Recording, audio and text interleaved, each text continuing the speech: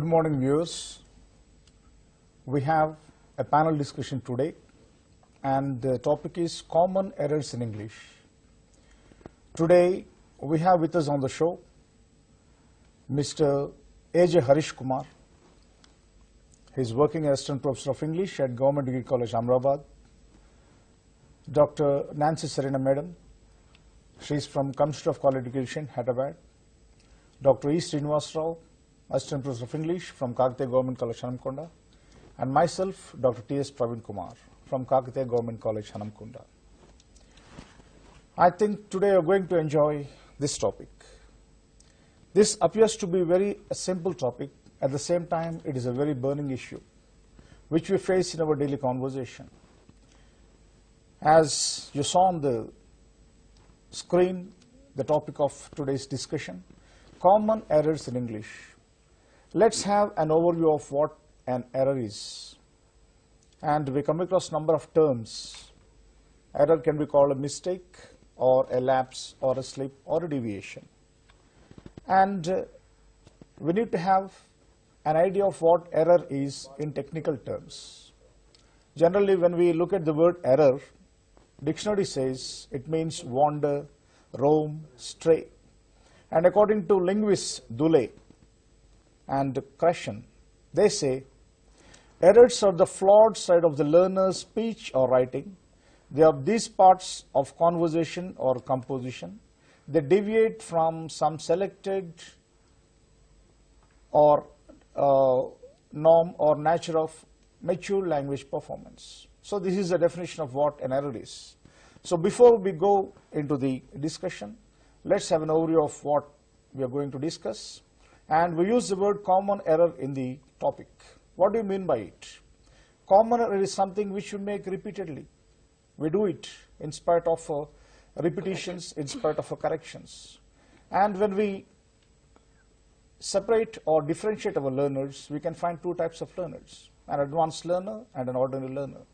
And these errors for an advanced learner are simple things. They are unnatural.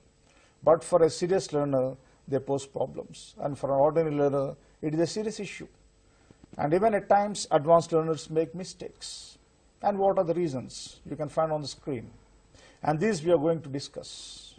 Now, we are going to start the topic, the panel discussion on common errors in English.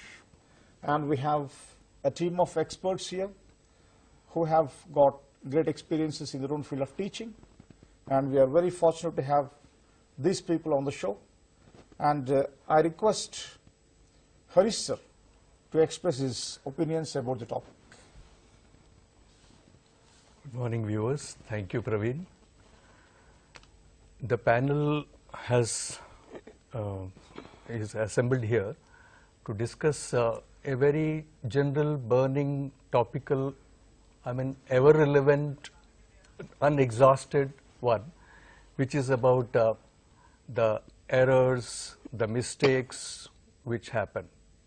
The mistakes, we know inadvertently they happen, not that anyone wants to do it, but due to ignorance, due to unmindfulness, due to carrying over of certain tendencies, because we have heard being used or said like that, we have inherently imbibed those traits in us.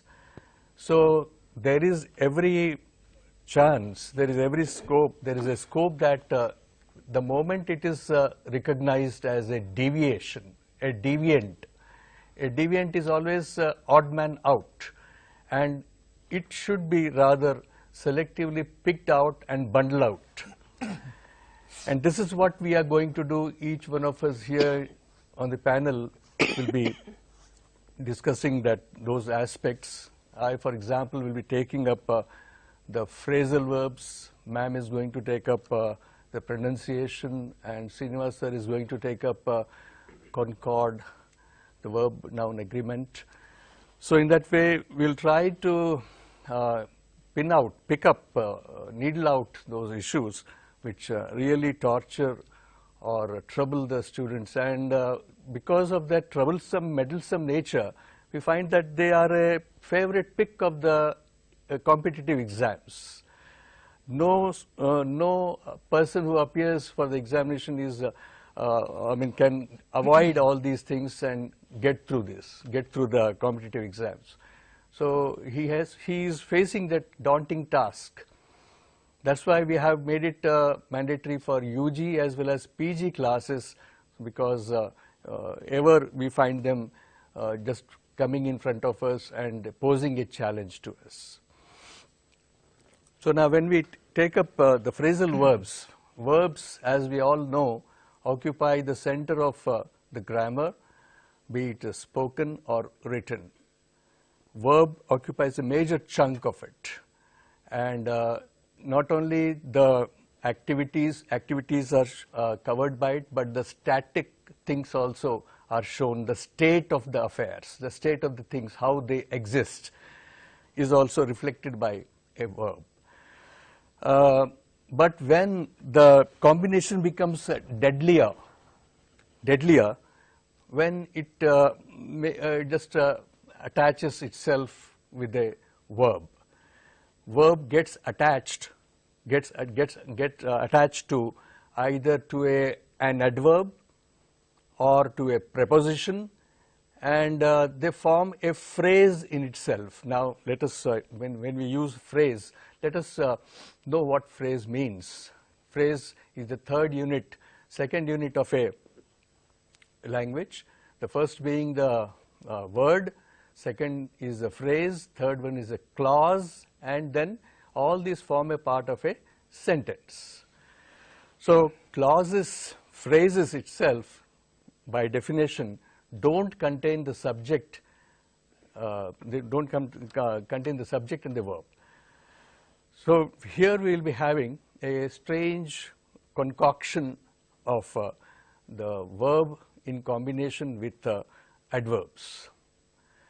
Verb taken separately will be one thing, and when it is hand in glove, gets attached to preposition, it takes a different tinge. Altogether, concoction becomes very different from what the mixed elements are.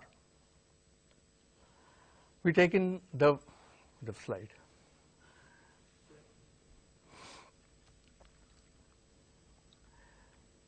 So the phrasal verbs fall in the domain of grammar as well as vocabulary. So their domain is larger one, and because they fall in two categories, they are languishing in two categories, they would be treated as amphibious beings. We know amphibians can be comfortable both on land and in water. So we would describe them like that. Okay, Harish sir, it's good that you have described the phrasal verbs as amphibious things. Sure.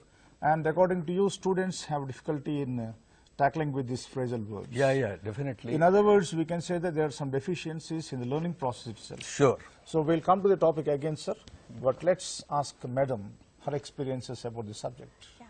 So one thing about students, like once students get into a college and they start learning English, they have many kinds of thoughts about the language itself. So one thing is they should understand that we all are second language learners of English. We are second language speakers of English, and we all learn by making mistakes, by making errors. So nothing to fear about when a student makes mistakes. And a teacher has to identify what kind of mistake the student is making, and thereby go according to the notion or the thinking of the students.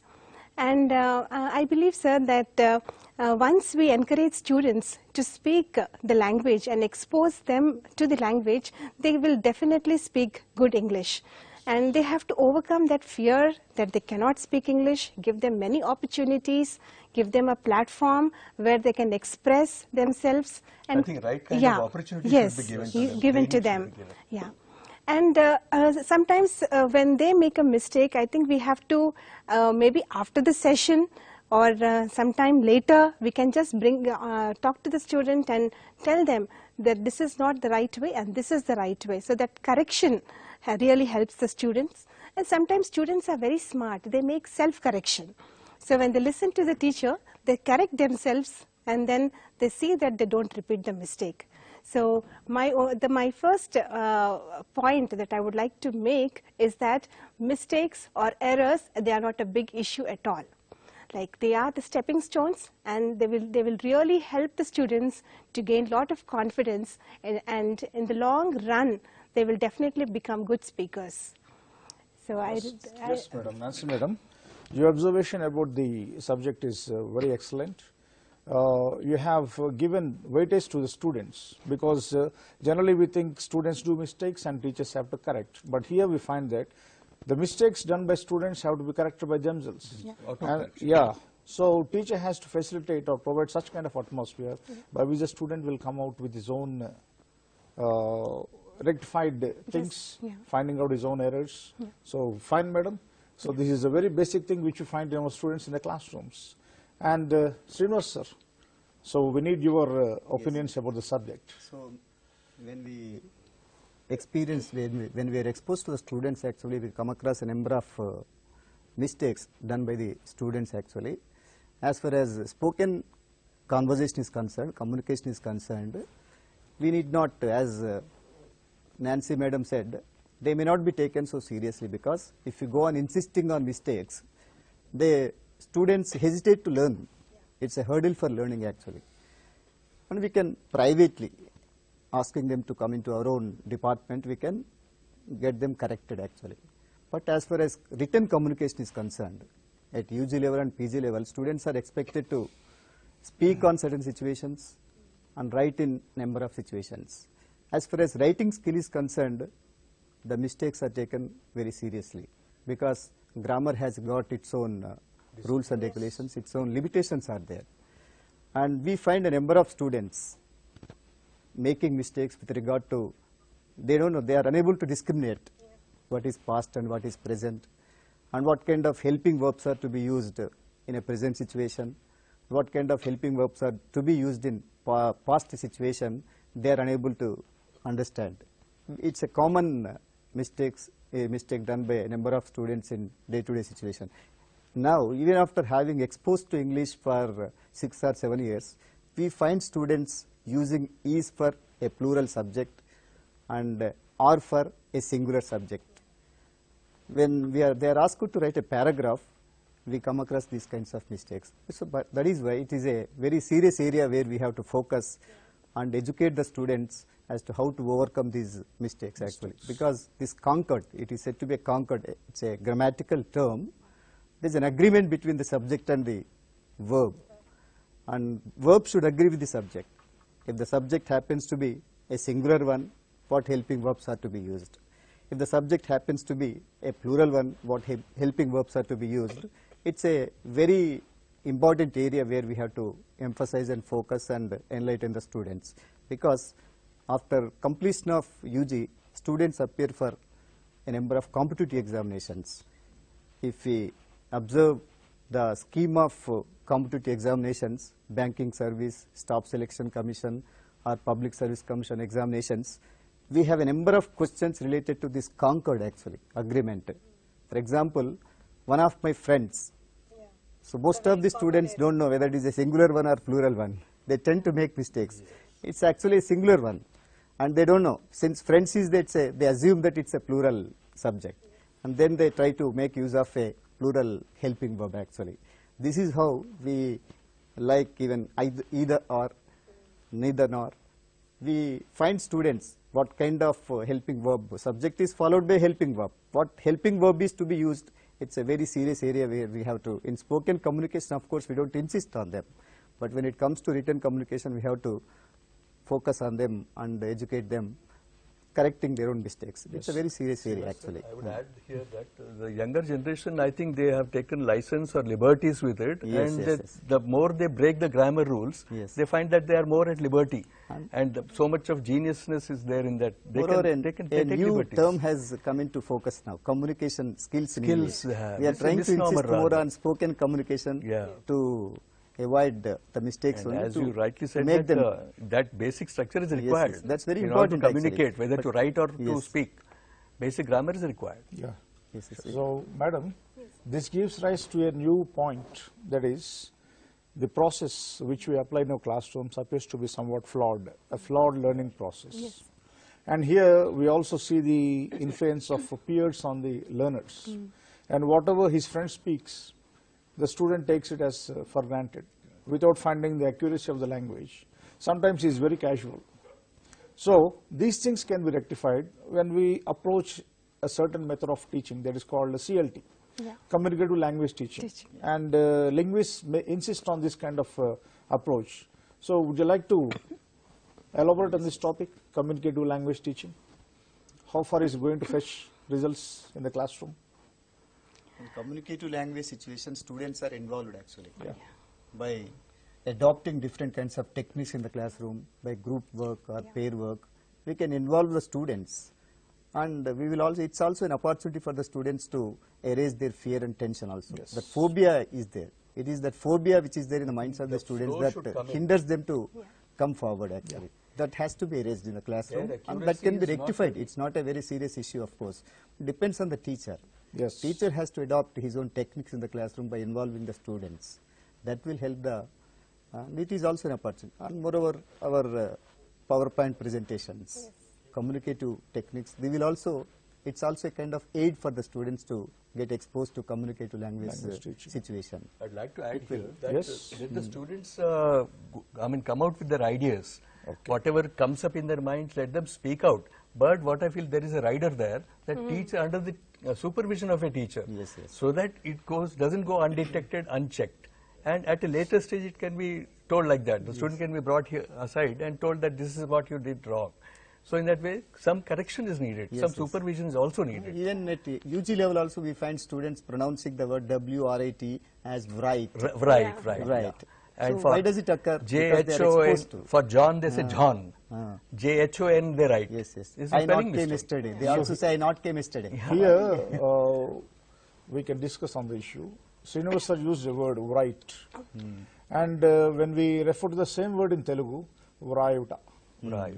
Yeah. Vrayuta. I think empty influence. So here the important topic is the influence on of Mother tongue L1, is also- L1 on mother tongue L2. influence. Yeah. So there will, Sometimes. madam, Yeah, sometimes they actually make word-to-word translations. Yes. Yes, yes. Yeah. So that is Grammar very common. translation techniques. Yeah. so here these are some of the factors which make students make these errors. The first one is L1 and L2. So if L1 is strong and if L1 doesn't interfere with L2 in a negative manner, then there is no scope for errors. So when we make a study of the techniques used in the classrooms and the background of the students, we come across number of things. We have external factors, internal factors. External factors we know because since we teach students coming from rural backgrounds with a different social and cultural background, environmental. So these play as external factors. And internal factors, it depends on the psychology of the students because whatever we teach, the student is not in a position to understand. It may also be called psycholinguistic. Yes, yes. That is related to cognitive. So when you use a word apple, the student may have a different image in his mind. Then there is a scope for making errors. Yeah. So taking those things into consideration, what kind of steps or what kind of improvements can we suggest for our learners? Because books or available material gives Lot number of of things things, are available. but our experience adds something Yeah. more to it. Yeah, I would just like to add one point, sir. Yes, madam. So we were just talking about CLT, wherein we have a number of activities like debate, group discussion, role play, etc. So we can also, like my humble suggestion is, we can also have activities related to grammar, because we see that students, they create deviant structures. And to avoid all these things, like to make grammar more interesting, we can either group them or we can also divide them into pairs and give them grammar exercises so that they can discuss with their peers and come out with the right answer. So I think this would definitely help them, because I tried it and I found the result to be very interesting, and they really came out of those goofs that they were actually making. Yeah. Yes. And one more important thing is here, the most important aspect that we have to bear in mind is, for learning a non-native language English, Camera. exposure and interaction is very important actually. They should be exposed to English language, and the classroom and teacher, these are the only sources where they get an opportunity to interact with the language. Yeah. Yes. And that is why teacher's role is very crucial.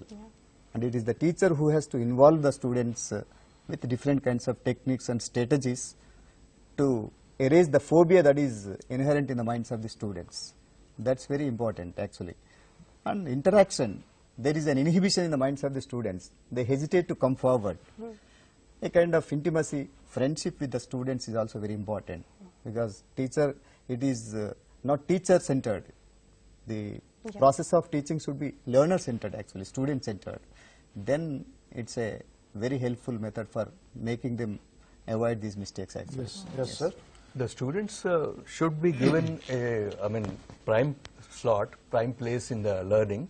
And of course, as I've said, that it should be monitored and guided, corrected periodically by the teacher. And because the structure is like that, our study structure, our course structure is like that, that mostly in the olden concept, old concept, it was like that. Teacher always used to give the, ready-made things to them. But nowadays the focus has totally changed with the changing concepts. The approach also has altered, and the teacher is more a sort of facilitator, just a moderator, just an onlooker, and in that way the changing concepts definitely add on to our changing roles also, and we be mindful as teachers and give the prime place to the students also, what I feel like. Yes, sir. That's a very good input. Yeah. And when we refer to the word phobia, phobia is not related to the student itself. It is related to the teacher also. Teacher, yes. So without two hands putting together, it will not produce a good sound. Yeah. So phobia here may sometimes be referred to teachers also. When the teacher is not perfect in grammar, then the problem arises. So as Madam has said, we are supposed to give good exercises to the students. But let it not be monotonous. Yeah. Let the student learn something from it. Let it be natural. So when we add CLT to this exercise of grammar, then it will come out with good results. And that is very important, because our student have a very casual approach in their day-to-day life, in their communication, speech, writing, and everyday activity. They don't take grammar into serious consideration. Look at a student of mathematics. If you give him a formula, he will definitely try to understand it and try to evolve another kind of a parallel formula to it. But the same has to be done with our students also. Let them come out with their own structure. Let them come out with their own concord, which is acceptable as per the available norms. So it may give good results, and it may reduce the number of errors in the sentence structure used by students, at the same time the facilitators also. So this is a very important thing. I add a point here. Yes, sir. So today what happens actually, students are, in olden days, students were exposed to grammar books alone. Only a few exercises were given at that time. But we can do one thing to avoid these kinds of mistakes actually. We can give a structure a day. And there is nothing wrong. We are insisting much on communicative language teaching. Of course it is there. With much emphasis on communicative language teaching in the modern days, they are neither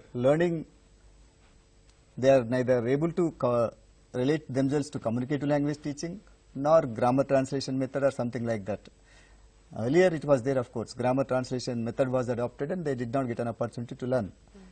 Bilingual techniques can also be adopted for erasing these kinds of phobia. There is nothing wrong, because mother tongue influence is very much among the students. That's also a very helpful, giving at least a structure a day. We can ask them to write on the board at least one structure a day. By that, what happens in course of 3 years of course, they will get equipped with all structures that we come across in day-to-day communication.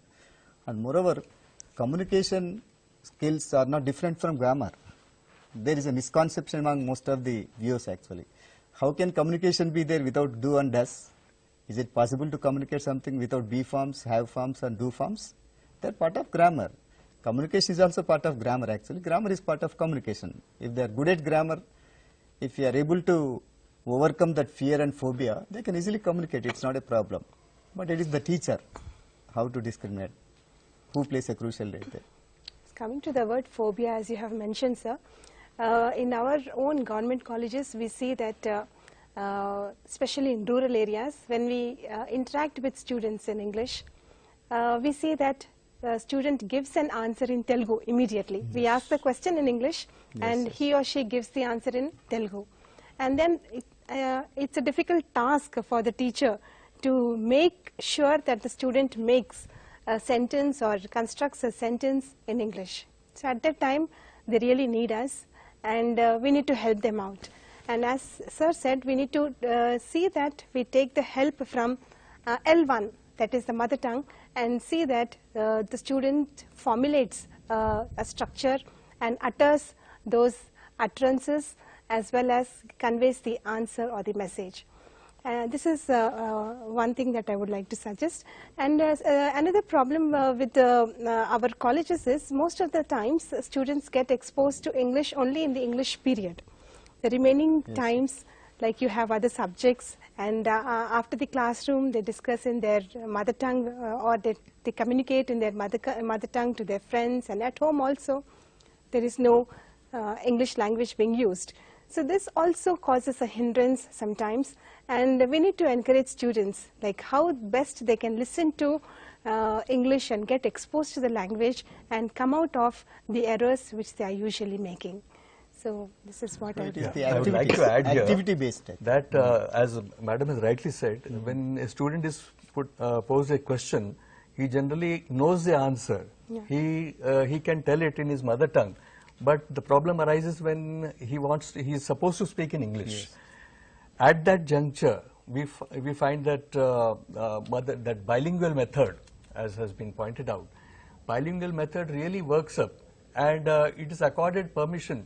No less an institution than IFLU permits it. Yes. It encourages it. So why we teachers have been adopting it? I, for instance, come from a very rural place. And I myself was not very good at the vernacular. I learnt it, I encouraged them, and I give the substitutes in English so that when they are comfortable in their vernacular, let them also know the substitute. So what is not correct and what is correct should be known, kept side by side. Let them take a choice at the right time. If not now, the things will flower up at a later stage. And that's what a teacher's role is, just to oversee the development.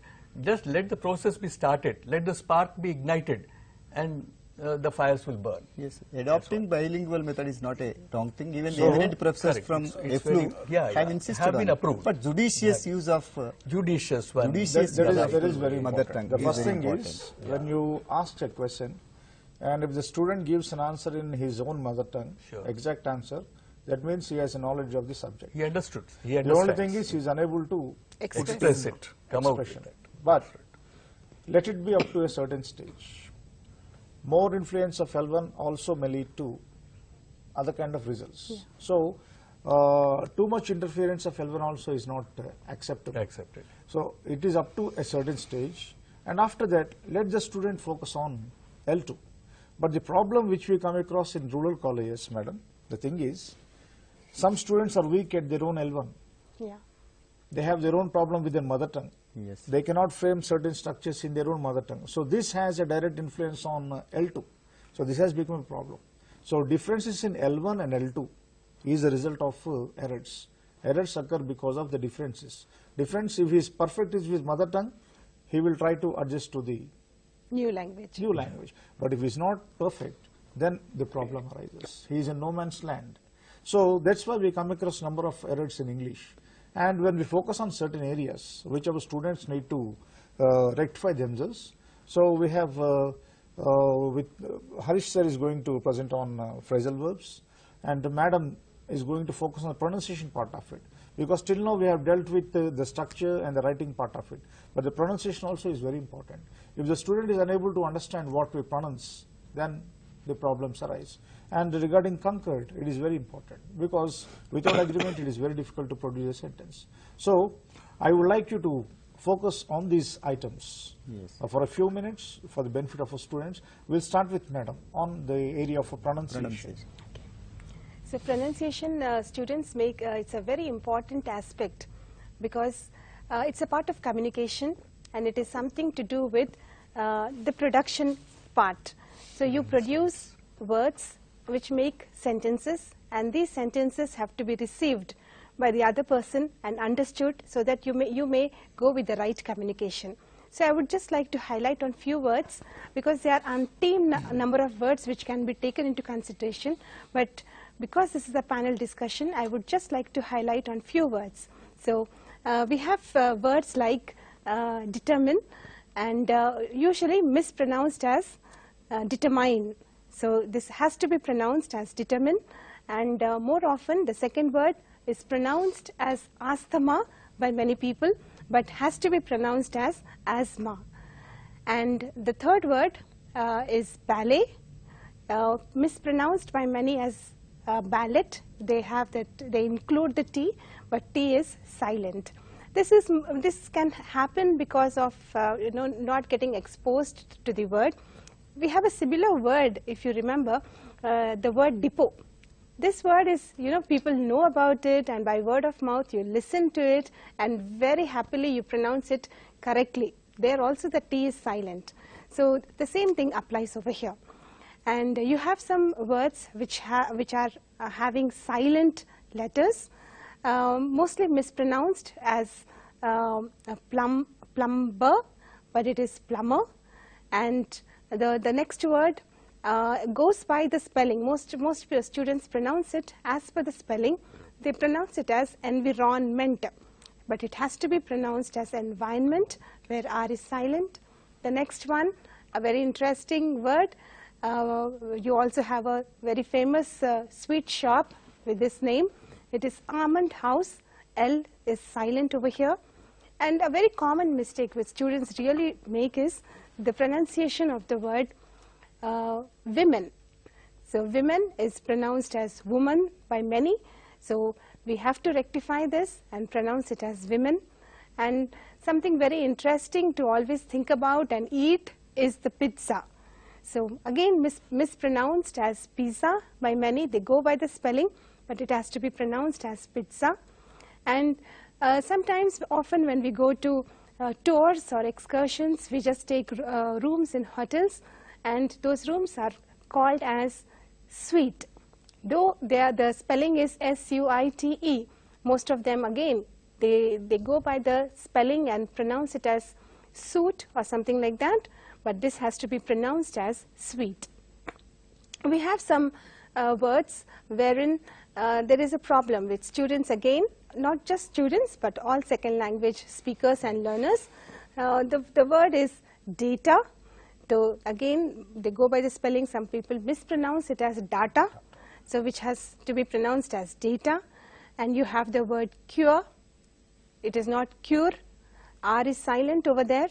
And then in the same way, very often we teachers of English listen to students being pronouncing the word as poor.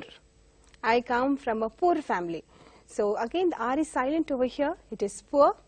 And when we go to secretariat or some very big places, we have the chamber of CM and deputy CM. The word has to be pronounced as chamber. And you have some silent letters. Very quickly, I'll go through it. L is silent for the word palm. And you have psalm, which is a poem. And here you have P and L as silent. And most of us also read like our own sun signs. And one such sun sign is Gemini, mostly mispronounced as Gemini. And then you have flower. You have the same pronunciation for both the flower which blossoms in the garden, as well as the flour from which you bake a bread. So the pronunciation for both these words is flower. And we have some we have some words which begin with the quick It is not as per the spelling. So usually people mispronounce it as oven, but it has to be pronounced as oven. It is not onion, but it is onion. It is not occasion, but it is occasion. So the schwa or the inverted E is the quick E sound, the sound. So And the recurring R, the R which is not supposed to be pronounced at all. Carrier, it is not carrier, it is carrier. Rapper, it is not rapper. It is, this again is a commonly mispronounced word. Beer, they say. It is beer. Near, it is near. And car, they say, it is just car. So here you have all the silent R's at the end of the word, and hence it is called as recurring R. A very common mistake which students make, which I have heard many a times, is she is proudish in nature. So we don't have any such word like proudish children. It is only proud, or the past tense of it, that is pride. So, Madam has collected a good number of words which we generally use in our day-to-day conversation, but which we are not aware of the exact pronunciation. That is very important. As we teachers, as facilitators, if we are aware of all these kind of changes, then students will definitely learn the correct pronunciation of them. And for this pronunciation, a basic study also is important. We cannot simply go and pronounce these words. We need to have a background of the words for correct pronunciation. And there's a very good observation, Madam. So this area we need to focus and we need to improve in order to make our students well versed with the language. And regarding phrasal verbs, they are very important these days. Harish sir, can you point out certain words which our students need very much? Yeah, run out. So we find that phrasal verbs, I have already told that phrasal verbs make a combo, and the effect is fantastic, which is unimagined. A new concoction comes up. So for example, break we all know and in we know, but break in means something different. Actually barge into something, to enter without permission. The thieves break into houses, and we have breakdown. The same verb, break is there, and down, another combination there, another element, particle is added, and you have breakdown. The breakdown car breaks down. It fails down. It stops functioning. So we see how the words are combining, and different effects are being created. So what I suggest is that if you want to be very good at English, if you want to impress people, you will have to make a good study. An in-depth knowledge of phrasal verbs always is a plus point for the person, and also because of their complexity, they are added, they are generally asked in the competitive exams, and we have a list of like brush up and brush off. We know students, generally exam going students, they need to brush up their knowledge at the last hour, quick review of the things. Brush off is something very different. You brush off the allegations. Somebody alleges something and you say, no, it's not like that. Totally, I don't agree with you. Its allegations are brushed aside, put under the carpet like. See, the way they are combining is very different. And call in and call on we have. We call in on some persons. We called in the police. Sometimes when disputes arise, police is called in. And an important functionary calls on someone. He visits someone, pays a visit to someone. That's called as call on. And we have check in and check out. It is easy to understand. We check in at a place and then we leave the place, check out. So in that way, we will have something important like rake in and rake up. We rake in people, I mean, generally when ill-gotten money is there, they rake in that. Fabulous people who have a lot of ill-gotten wealth, they just rake in money, we say. He rakes in money. So and so rakes in money. Well, we don't have to use words, I mean names there. Some people are there who rake in money, and rake up is there totally, wherein issue is just blown to pieces. It's raked up. The issue is raked up. I mean, started from the beginning, and I mean allegations were raised. And lastly, we will have write off and write up. Write off is something to waive off. As we have said, we know that when government writes off the loan of the farmers had taken loans and it was written off. Many governments do it, and we have a small write-up, we write something about it, and it becomes a good piece of information. We have a write-up like that. So I would request and I would advise the learners, users rather, to be exposed to these phrasal verbs so that it adds a new charm, vibrancy to your speech and writings, and it becomes better. Right. Thank you.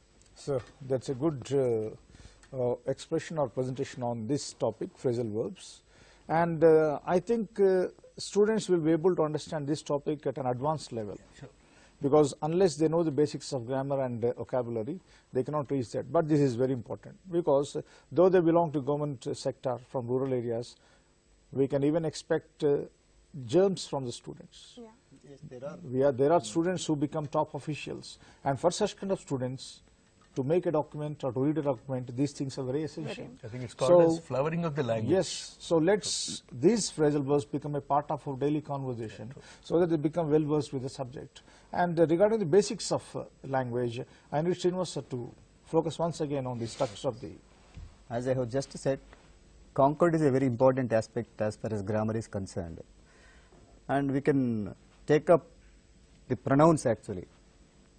With regard to pronouns, whether it is a singular one or plural one, if we take up a singular subject like he, she, it, or any other, generally third person singular, most of the students I have come across saying that what is third person singular number? They are confined to he, she, it.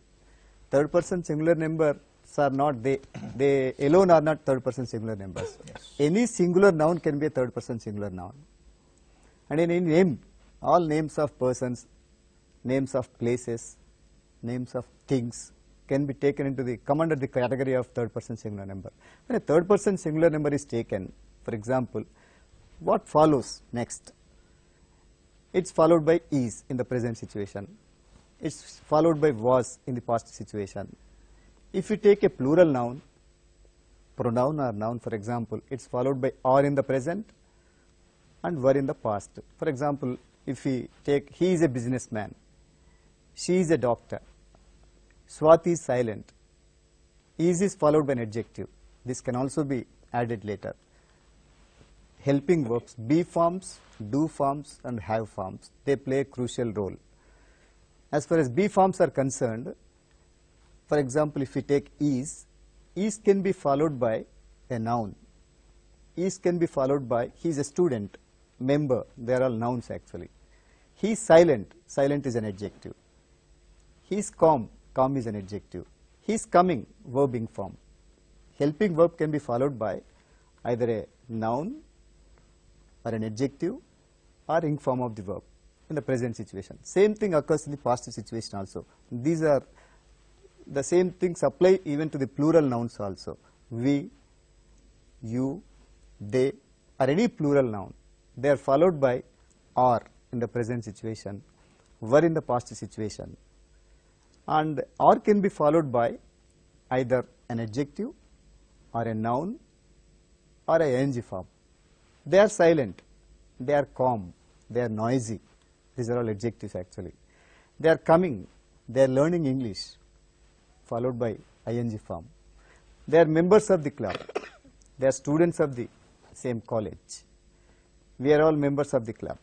They are followed by noun forms. Yes. This is how we have to emphasize on them and make it very clear that they are followed by either an adjective or a noun form or ing form, so that they start learning, building up an idea as to how to overcome mistakes in English, because it's a very common thing, true to the spirit of the topic, common errors in English. It's a very important area where we have to emphasize and practice. It requires a lot of practice for the students. Discrimination. With this discrimination of topics, actually we can also make them learn. It's a very crucial area we have to focus for avoiding errors and overcoming the errors also. Yes, sir. This is So regarding the pronunciation part, madam, these days all colleges have language laboratories. So I think it's better to encourage students to be regular visitors to the lab. So at least they can learn the pronunciation part of it, madam. So, as a representative of CC, you have been inspecting a number of colleges.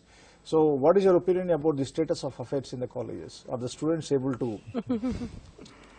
Yeah, as a part of TSKC as well as in ELL, that is English Language Lab, we have a good number of colleges who have this facility. And like we have a very dynamic coordinator who is looking after TSKC, and we have teachers in our colleges who are taking classes apart from the regular curriculum to really strengthen the students and see that they really communicate well. So there are definitely classes on communication skills, sir. At the same time, the English Language Lab, I think we have a particular software being installed in colleges, and which specifically emphasizes on the pronunciation aspect too. So colleges are provided, most of the colleges and especially the well-established colleges are provided with English Language Labs, and the colleges which are like upcoming colleges, they too, like it's on the anvil to provide all these facilities to them, sir. So maybe in a very short time these colleges will be equipped with ELLs. That's nice, madam. So definitely these ELLs are going to help our students to face the national level tests like TOEFL and this GMAT, and where they are supposed to take this audio tests and also written tests. And these errors, generally the examiners are going to focus on these kind of errors. And generally when we look at the types of errors, madam, Yes. Sir, so we come across number of things in our syllabi and also in the competitive examinations, and I think it is better we focus on these areas. The first one is subject to verb agreement, that is concord, and the second one is verb forms. These are very important, and singular plural noun endings, because without having this knowledge of nouns, and which is a countable noun, which is a non-countable noun, which ends with S, this is the basic information which a student needs to have. At the same time, articles, because these days we repeat the same question number of times and the student does the mistake number of times. Even with regard to prepositions. Prepositions, Yes. yeah, Prepositions prepositions needs good, regarding to good attention. with reference to location and place and Yeah. direction. These things are very important, because generally we come across words like discuss. Yeah. We use the word about. Yes, yes. Sometimes it is correct depending on the situation. Enter, we use into. Sometimes it is correct depending on the situation. But generally we don't use these prepositions with these kind of words. So these basic things are very important to make our students. And don't underestimate our students, because these government students are going to become top officials, and even students from the so-called prestigious convent schools, they may not compete with our students, Yeah. and the onus lies in the hands of each and every English teacher, and it is a very great opportunity to be a part of the panel discussion here, and that we have to thank the CC of Commissioner Madam for giving us this opportunity to participate here and to come out with our own experiences, and we also should thank Nancy Madam for making this program a part of the schedule, which is very important for a teacher, because we come on TV as individual presentations, but a panel discussion which is very lively presents good results, and this is very beneficial to our students who watch this program, and they may take some leave out of it. They will get some kind of inspiration. So one day I have to be a member of the panel discussion or a member of a top official brand. So these things are definitely going to fetch us in the days to come, and I think this kind of discussion will definitely continue in the next sessions on a different topic. Today we have focused on errors in English, and the next time when we meet here, we'll try to focus on another topic which is very important to the students. And finally, before we conclude this program, since we have focused on these areas, syllabus also plays a very important role here.